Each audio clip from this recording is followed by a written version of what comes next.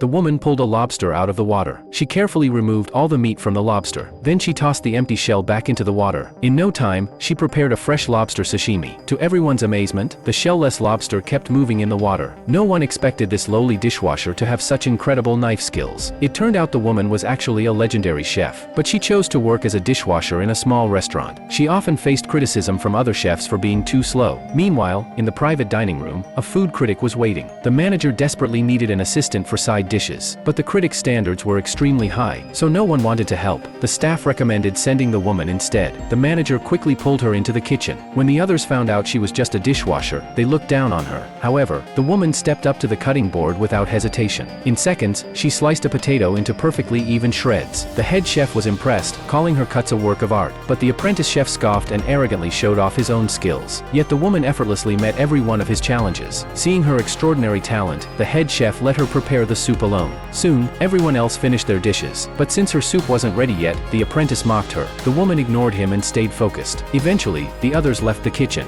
Once alone, the woman used magic to instantly heat the soup. When the food critic tasted the other chef's dishes, he was disappointed. Then the woman calmly brought out her soup. The critic was immediately drawn to its rich aroma. Just as he was about to taste it, his friend stopped him. The friend insisted it would be as bad as the previous dishes. The critic agreed, growing furious. The apprentice angrily scolded the woman. When they learned she was just a dishwasher, the critic's friend exploded. He accused the restaurant of disrespecting the famous food critic. To make matters worse, he demanded the head chef drink the soup himself, or he'd shut down the restaurant. The head chef, fearing for his beloved restaurant, reluctantly took a sip. The apprentice kept blaming the woman for holding them back. But then the head chef's eyes widened in amazement. He exclaimed that it was the most delicious soup he'd ever tasted.